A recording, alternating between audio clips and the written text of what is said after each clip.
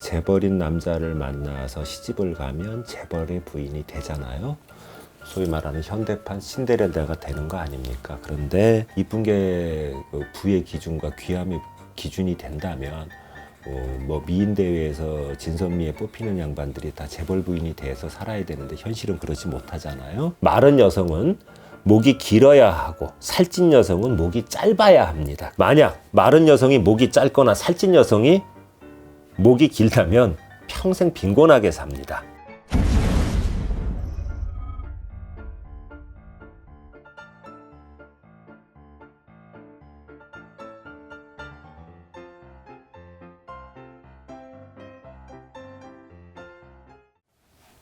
안녕하세요. 이번 편은 평생을 귀하게 사는 여자의 관상과 부자로 잘 사는 여자의 부러운 관상이에요. 똑같은 사람이라도 내가 재벌의 딸로 태어나가지고 살면 재벌 딸이고, 평범한 가정에서 태어나가지고 사는데 현실적으로 뭐 끼리끼리 결혼하니까 그런 일이 드물긴 하지만, 재벌인 남자를 만나서 시집을 가면 재벌의 부인이 되잖아요. 소위 말하는 현대판 신데렐라가 되는 거 아닙니까? 그런데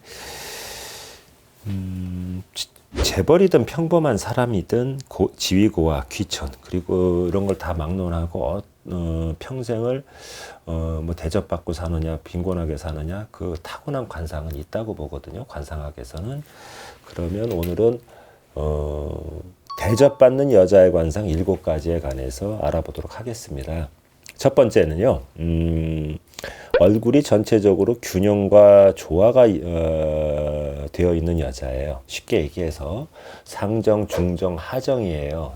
이게 이쪽만 크거나 이쪽만 크거나 이쪽만 큰 게 아니고, 얼굴을 3개 면적으로 나누어 보았을 때 이 세 부분의 면적이 거의 일치하는 사람이 그 균형과 조화가 이루어진 관상인데, 그런 관상을 가진 여자분들이 부귀하게 살고 대접받고 살아요. 그러니까 관상학에서는 세 부분의 면적이 일치하면 초년운과 중년운, 말년운이 큰 어려움 없이 이렇게 굴곡 없이 지나간다고 했어요. 그러니까 대접을 받고 사는 거예요. 그런 여성인 거죠. 그리고 관상학에서 보는 그 어떤 좋은 관상과 우리가 미적인 기준으로 보는 거, 주목받는 예쁘게 생기고 섹시하게 생긴 그런 관상은 별개의 개념입니다. 이쁜 게 부의 기준과 귀함의 기준이 된다면 뭐 미인 대회에서 진선미에 뽑히는 양반들이 다 재벌 부인이 돼서 살아야 되는데 현실은 그렇지 못하잖아요. 그리고 얼굴이 전체적으로 조화와 균형을 이루어야 한다고 했는데, 예를 들면 입이 작으면 코하고 눈도 작아야 돼요. 귀도 작아야 되고. 예? 입이 작은데 한 부위만 크면 그건 밸런스가 깨진 거다 이겁니다. 그리고 반대로 입이 크면 코와 눈과 귀가 다 커야 돼요. 그래야지만 균형과 조화를 이룬 얼굴이다 할 수 있고요. 그리고 우리가 이제 사람을 갖다가 이렇게 만나서 대하고 어떤 뭐 이렇게 접촉할 때 얼굴의 이쁨을 떠나서 균형과 조화를 이룬 사람은 일단 반은 먹고 들어가는 거다 이겁니다. 평범하게 생긴 얼굴이라도 균형과 조화를 이루고 있으면 자신의 얼굴에 대한 자신감하고 어떤 당당함이 갖춰져 있겠죠. 그렇게 되면 멋있게 보이는 거예요. 그리고 당당함 자체로도 사람을 고귀하고 자신감 있게 만드는 거죠. 우리 얼굴도 마찬가지입니다. 어느 한 부분이 좋다는 것보다 전체적으로 균형과 조화를 이룬 얼굴이 가장 좋은 그런 얼굴입니다. 두 번째, 엉덩이는 넓고 펑퍼짐하게 관대하고 커야 돼요. 이게 관상학적인 면에서 볼 때 여성의 엉덩이가 빈약하면 그 집안을 일으켜 세우기도 어렵고 결국은 집안을 떠난다고 했어요. 예를 들어 마른 사람이 엉덩이가 빈약하면 많이 배우거나 열심히 일해도 성과가 좋다 해도 일생 동안 운이 없다고 보시면 되고요. 반대로 살찐 사람이 엉덩이가 빈약하면 가난해서 처와 자식이 없으며 고독하고 빈곤하게 산다고 보시면 됩니다. 여성의 엉덩이가 뾰족하게 활처럼 툭 튀어나온 거, 이거는 극히 이기적이고 자기 자신만 아는 못된 사람이에요. 좋은 게 아닙니다. 뾰족한 엉덩이는 살이 없고 툭 튀어나온 엉덩이를 말해요. 근데 우리가 여기서 주의해야 될 게 뭐냐면 오리궁뎅이하고는 틀리다는 거예요. 오리궁뎅이는 살집이 많아서 튀어나온 것을 오리궁뎅이라고 말합니다. 이렇게 뾰족하게 튀어나온 게 아니고요. 여성의 엉덩이가 넓고 관대해야지 집안을 일으키고 여러 사람부터 사랑과 존경을 받고 대접을 받는 겁니다. 펑퍼짐한 엉덩이에 탄력 있는 살이 붙은 엉덩이가 가장 좋은 엉덩이에요. 그리고 세 번째, 목소리가 맑고 여운이 있어야 합니다.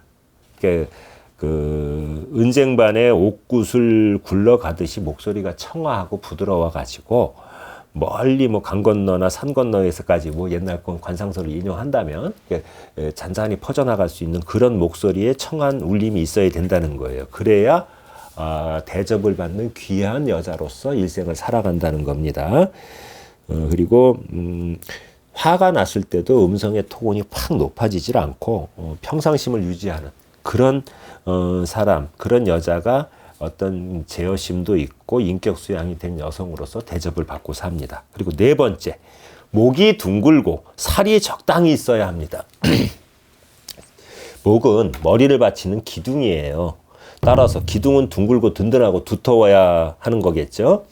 목의 관상을 볼 때는 길고 짧고 그리고 굵은가를 보라고 했는데 여자의 목은 남자와 달리 체형에 따라 달라야 좋은 거예요. 마른 여성은 목이 길어야 하고 살찐 여성은 목이 짧아야 합니다. 그래야 밸런스가 맞겠죠.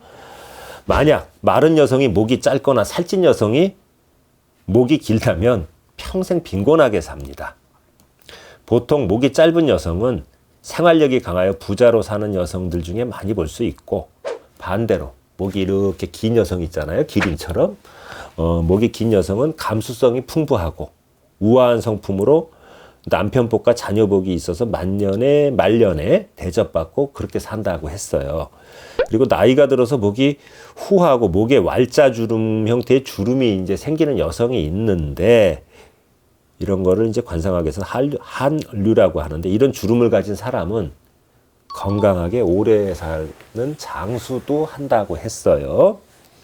다섯 번째는 여성의 소변이 좀 웃기는 얘기인데, 구슬과 같이 흩뿌리고 대변은 굵은 밧줄 같아야 된다고 했어요. 여성이 이렇게 소변을 보면 귀하고 대접받는 여성이 된다고 했는데, 그냥 웃기려고 하는 얘기가 아니고 남자든 여자든 그런 거가 있어요. 속이 안 좋아서가 아니고 항상 똥을 싸는데 삐질삐질 싸는 사람이 있어요. 설사하듯이. 못 삽니다. 우리 이런 말 있죠. 니 똥 굵어, 이런 얘기 들어보셨죠? 이거는 여성뿐만 아니라 남성한테도 해당되는데, 똥자루가 굵은 사람이 잘 삽니다. 항문, 이게 우리가 갈고 닦는 항문이 아니고 이 대변 나오는 항문을 얘기하는 거예요. 항문은 엉덩이 양쪽에 끼어서 드러나지 않아야 되고, 이 똥권역이 쉽게 얘기해서 지금 말이 그런데 튀어나온 사람 빈곤하고 가난하게 산다 이거예요. 이 안에 소복하게 안쪽으로 들어가 있어야 된다는 거예요. 그리고 이게 드러나 있으면 또 단명해요. 즉 항문이 튀어나오지 말아야 한다는 뜻이고, 유장상법에서는 대변은 굵은 밧줄과 같아야 된다고 했어요. 그리고 대변은 이렇게 옆으로 흩어지는 게 아니고 넣을 때 이렇게 차곡차곡 쌓이는 여성, 그런 여성은 귀한 여성이 된다고 했습니다. 이거 대변 보는 거 관찰해가지고 이거 여자 맞을 수도 없고 참 그러네요. 그렇죠? 여섯 번째는 앉은 모습은 바르고 무거워야 한다고 했습니다. 관상학에서 앉은 모습이 돌과 같이 듬직하게 앉아있는 여성이 인품이 출중하고 남편과 자녀들로부터 존경과 사랑을 받는다고 했어요. 반대로 몸을 흔들거나 발을 발 까분다고 옛날에 어른들한테 많이 혼났잖아요. 발을 이렇게 흔들면서 움직이면 어리석고 완고하고 빈천한 관상이라고 했습니다. 그리고 일곱 번째, 걸음걸이는 바르고 안정되게 걸어야 된다. 이렇게 얘기를 했는데, 우리가 몸을 움직여서 걸을 때 웅장하게 그리고 위험 있게 걸어야 한다는 얘기예요. 쉽게 얘기해서 걸음걸이는 소걸음, 우보라고 해갖고 황소 걷듯이 투벅투벅 진중하게 걸으면 반드시 귀한 사람이 돼서 대접을 받고 산다, 이렇게 이야기를 했습니다. 그리고 죽을 때까지 평생 대접받는 여성은 마음 수양을 잘해서 평소 다른 사람과 잘 다투질 않는답니다.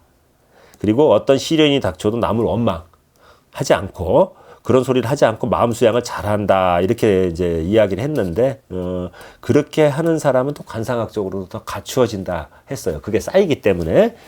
그리고 다음은 이제 부자로 사는 여자에 대해서 좀 알아보기로 할게요. 첫째, 입이 크고 잘 다물어져 있고 끝이 올라가면 중년의 나이부터는 풍요로운 삶을 산다고 했습니다.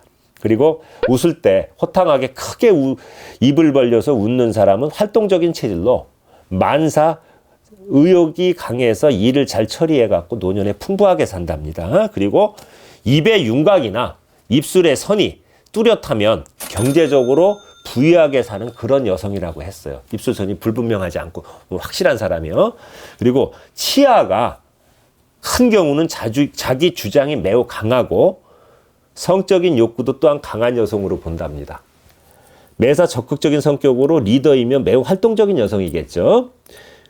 그러면 자연적으로 잘 살 수밖에 없잖아요. 치아에 위쪽 앞니 두 개가 이렇게 있잖아요. 그게 관상학에서는 대문이라고 하는데, 이 대문이 크고 가지런하면 공부를 잘하고 총명해서 귀하게 산다, 이렇게 얘기를 했어요. 그리고 치아, 이 대문, 윗니 이 두 개가 깨지거나 바르지 않으면 집안의 대문이 항상 열려있는 형상이잖아요. 그러니까 돈도 새어나가고 사람도 옆에 붙어 있지 않고 말도 새나가고 결과적으로 못 산다고 했습니다. 세 번째, 광대뼈가 적당히 솟고 두둑한 살집으로 잘 덮여 있는 여성이 잘 삽니다. 여성이 이런 광대뼈를 가지고 있으면 기질도 강하고, 지나치지 않아야 돼요. 너무 강하면 안 됩니다. 적당한 광대뼈요. 기질도 강하고 의지가 굳어서 어떤 일을 하든지 반드시 성공합니다. 그리고 우리 사회에서 이렇게 밖에 나가 보면 어떤 자신의 분야에서 성공한 분들이 있잖아요. 여성분들 중에. 그런 분들은 이런 두둑한 광대뼈를 가진 경우가 많아요.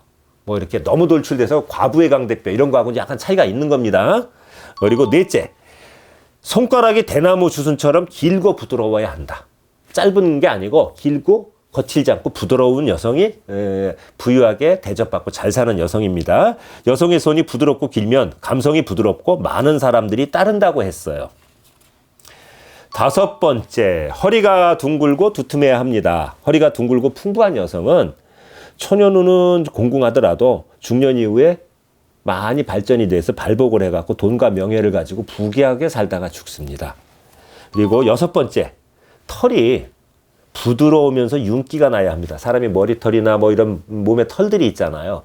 거칠지 않고 부드러우면서 이렇게 윤기가 나는 여성이 부유하게 사는 여성입니다. 우리 몸에 있는 털도 가늘고 수려한 것이 좋은 거예요.